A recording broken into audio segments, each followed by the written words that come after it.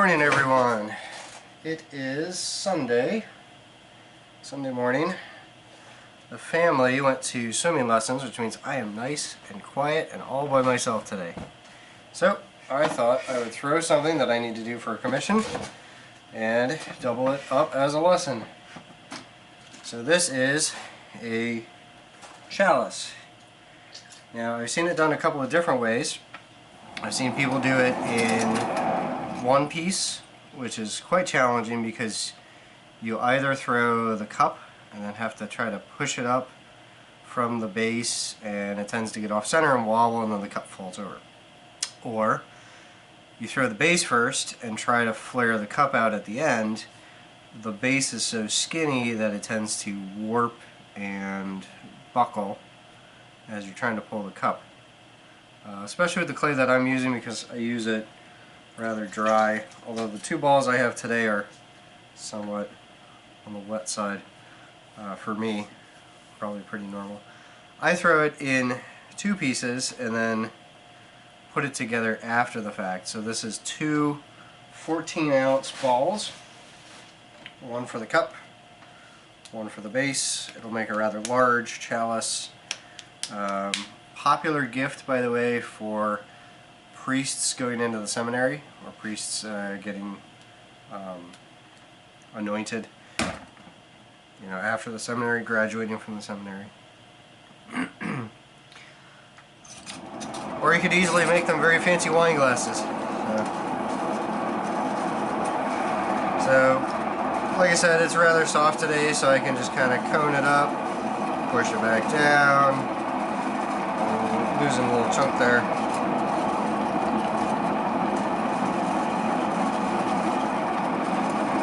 I think I'm going to do the cup first, but both of them I center a little bit tall.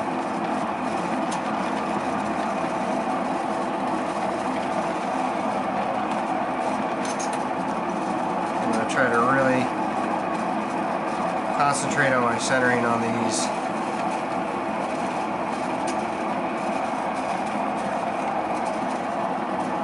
Breaking in. Down to about pinky's width, and you just throw it like a small bowl, like a stemless cup.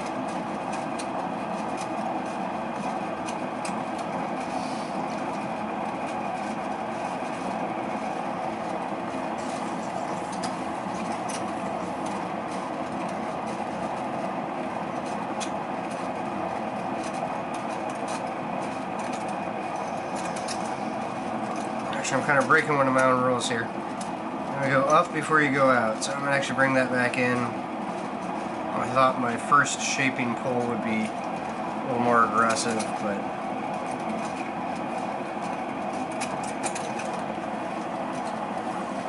get some of that clay up from the base.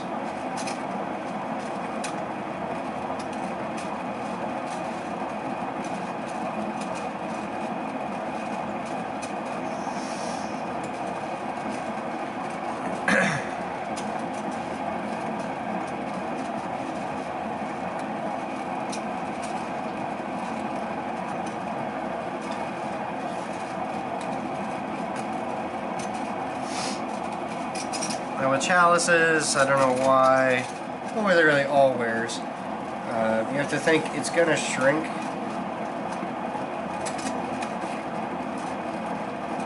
So the chalice might look gigantic. That's a big, nice big cup there. It's going to look gigantic until it shrinks back down. You also have to think, if you're doing a chalice for a church, they're actually a lot bigger than you might think they are. Especially if you go to Catholic Church, where they don't necessarily bring the chalice down for you to see. It's rather large, almost theatrical. In a large church, it's hard to really see it.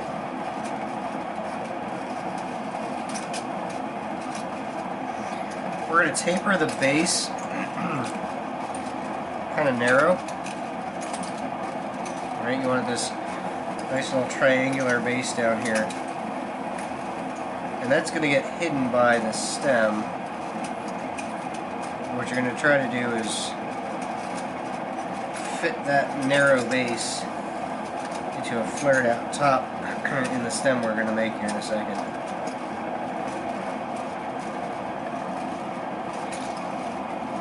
Make sure you dry out the inside, don't let it sit with a cup of water. It'll weaken the clay as it's drying.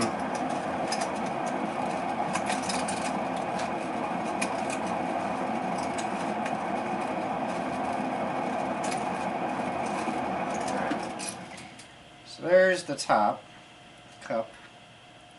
Actually, I'm going to taper that base in even a little further. The danger with tapering the base, of course, is if you get it too far, it's going to detach from the wheel head and slip off. And then we're going to have a bad day. Alright, there we go.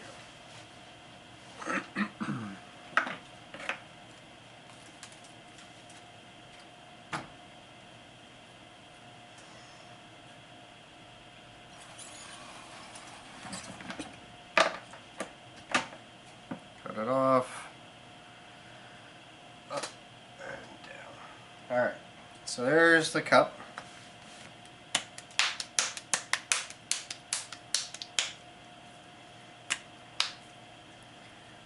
A little hand wedging.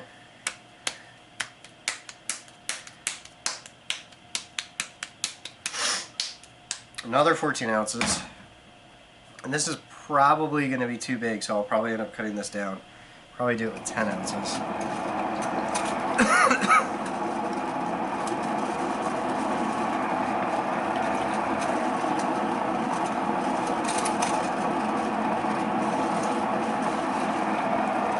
But for the base, in particular, this one,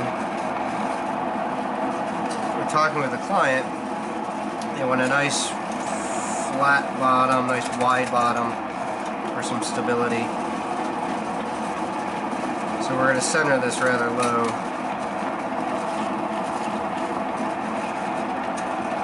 Much lower than the cup.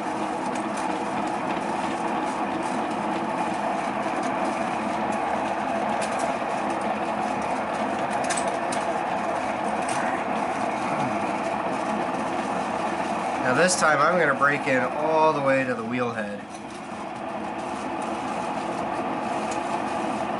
And all the way down at the bottom. I can see blue peeking through. I don't know if you can see that. And I'll bring open the bottom a little bit, not all the way. Because you still want some kind of clay in contact with the head. If you pull that part out too much, you will again detach it from the head. So this project's a little bit tricky just for that reason. On both pieces you have the risk of detaching it from the head. You know, when I go to pull, let me do that again. I'm ahead of myself here. When you go to pull, don't pull right from the bottom this time. Come up about a ½ inch and then do your pull.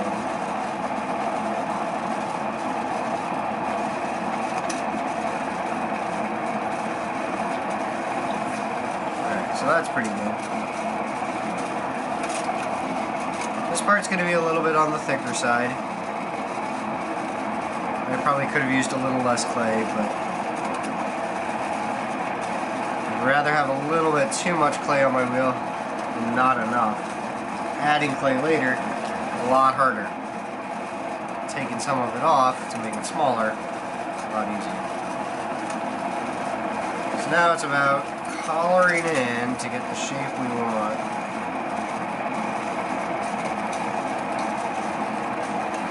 What we're going for is a nice wide base, big enough to hold with a hand, long enough to hold with a hand.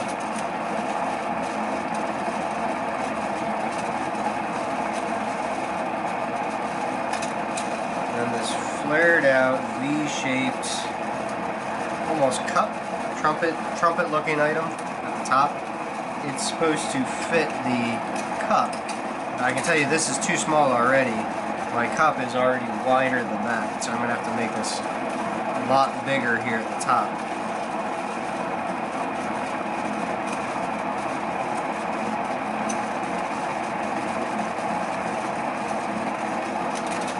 The idea, of course, is to have as much surface area as you can between the inside of this cup and the outside of the top cup. More surface area means a better, more stable connection.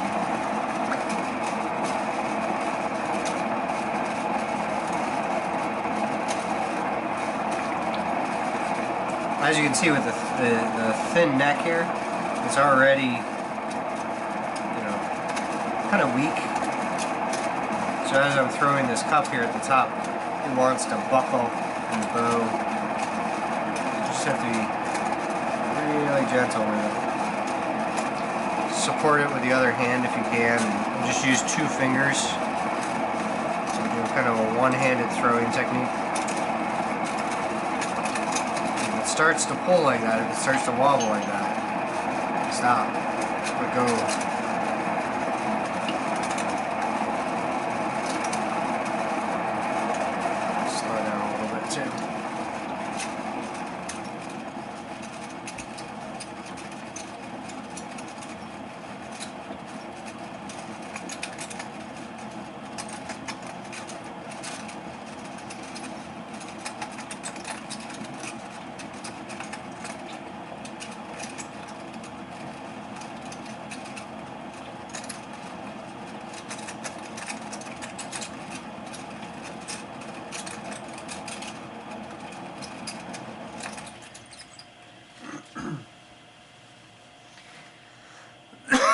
You'll be able to mess a little bit with that top when it is leather hard, because you're going to be putting this cup top on it.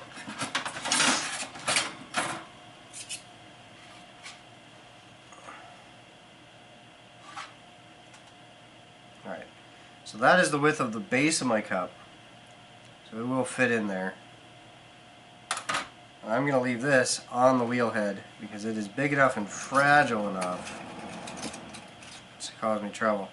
In about an hour and a half or so, as dry as it is right now here, I will take this off the wheel. Actually, I'll leave this on the wheel.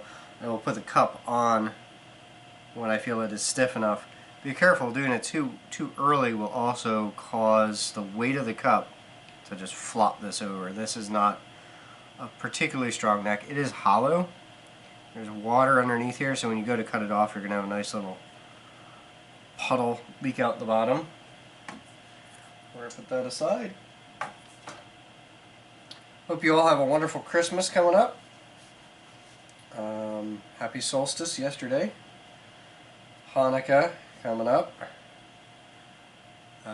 Might be today, actually. Happy Hanukkah. And hope you are all staying happy and healthy and warm. Happy holidays. Take care.